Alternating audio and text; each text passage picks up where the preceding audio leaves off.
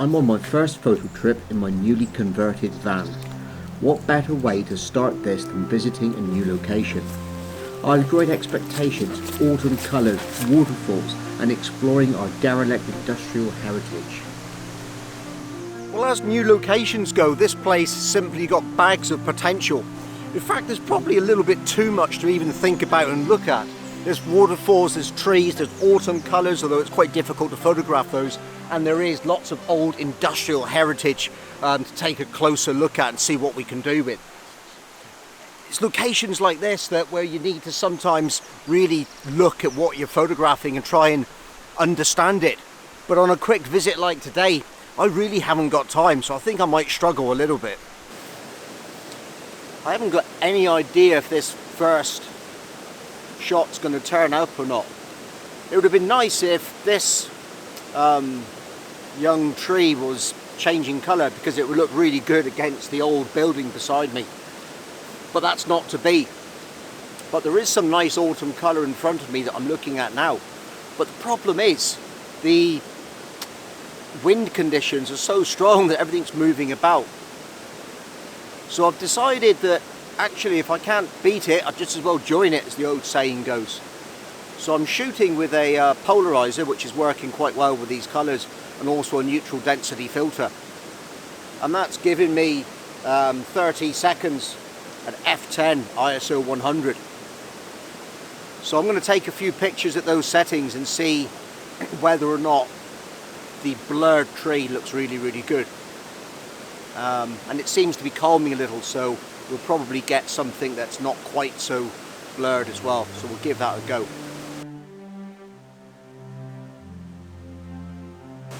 "10-second exposure. Let's see how this works out. When I took these photographs, I wasn't sure which version I would prefer. Now that I've edited them, it's a clear, I guess almost intuitive choice. The blurred, wind-blown rendition of the tree captures that moment in time when I struggled with the elements to get everything sharp. Letting go of the normal expectations and working with nature and the elements can sometimes produce the most pleasing and unexpected results.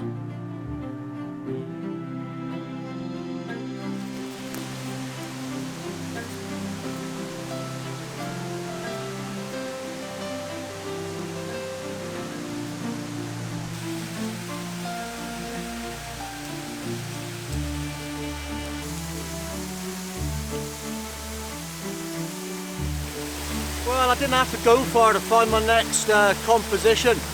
Should be able to see this waterfall. It's a man-made waterfall behind me, so it's a little bit different to what I normally shoot, and I'm not quite sure exactly how I'm going to photograph this, how I'm going to work with it.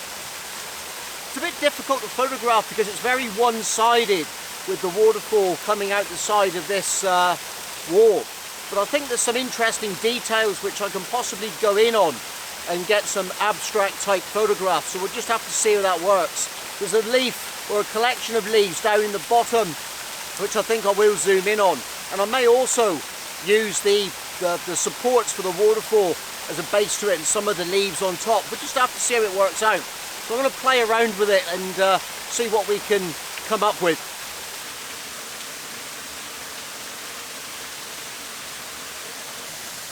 Well, I tried a few different compositions, and in the end I decided on taking a low viewpoint.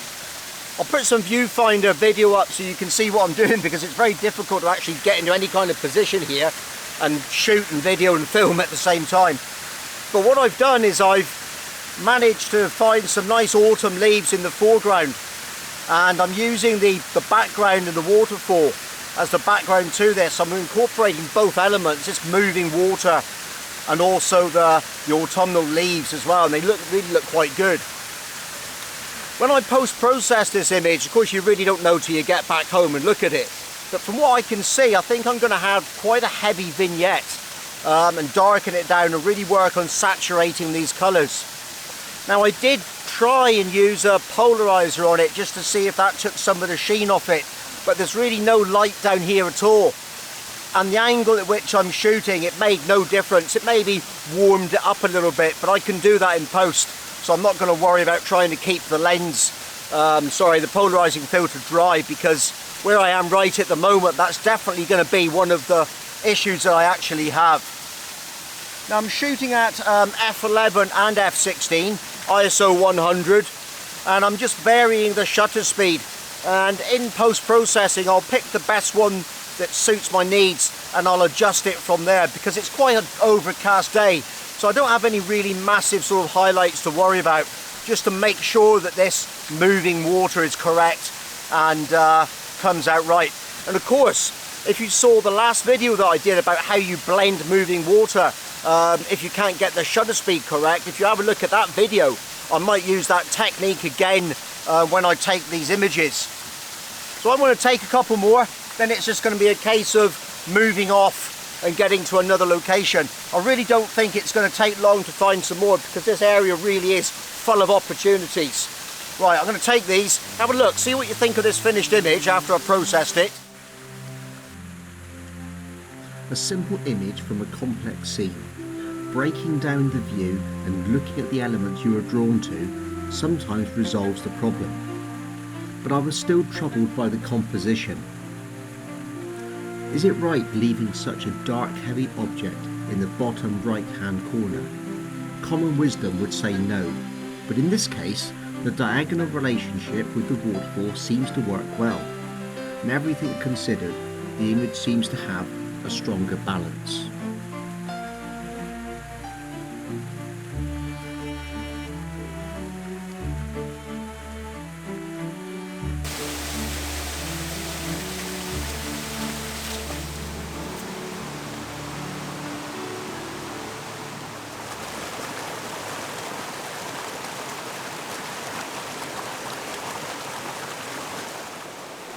It's been really difficult to find a composition at this location. It's one of those locations which is really, really busy, and wherever you look there's lots happening. There's lots of fallen leaves and textures, lots of flowing water from different directions. There's the old ruined building in the background and trees, and it's just a lot going on all the time. And I found it very hard to resolve a really good composition. It's trying to pick an element of it and simplify things down a little bit, but actually some locations are just really busy, so I'm going to just work with what I've got. Now I have decided on a vertical crop. I'll probably put it down as a 5:4 crop at some point, but I'll put a bit of viewfinder video up so you can just see what I'm talking about. So hopefully you can see that, and it's all come out okay when I filmed it. So basically I've gone for this vertical format, and I've got the old building in the background, and in the foreground I've got this bit of the waterfall.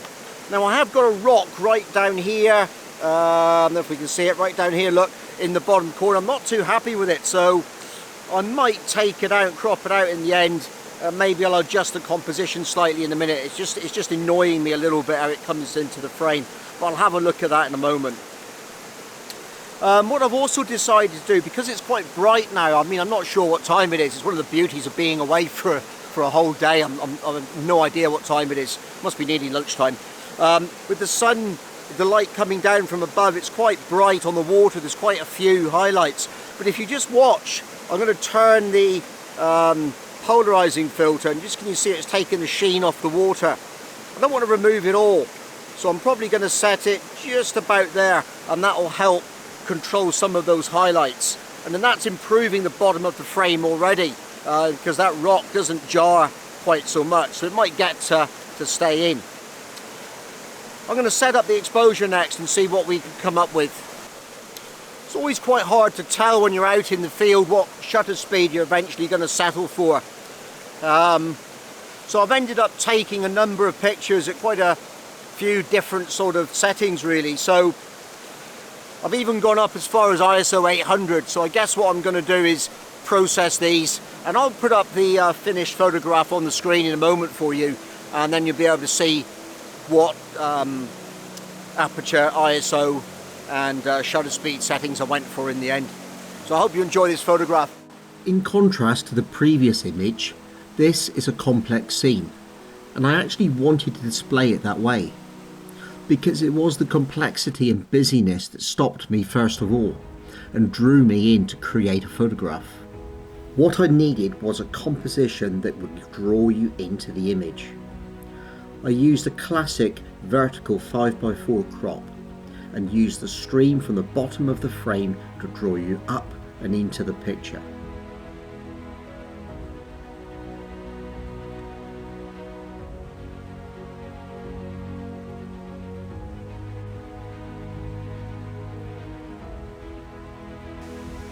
As I walked away from this busy and exhilarating scene, I longed for one last autumnal photograph. A quiet scene, a simple corner of calm before heading back to the van.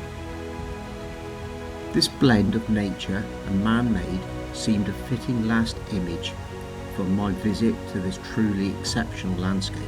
I'm sure this location has more to offer, and I will return in other seasons to explore its beauty.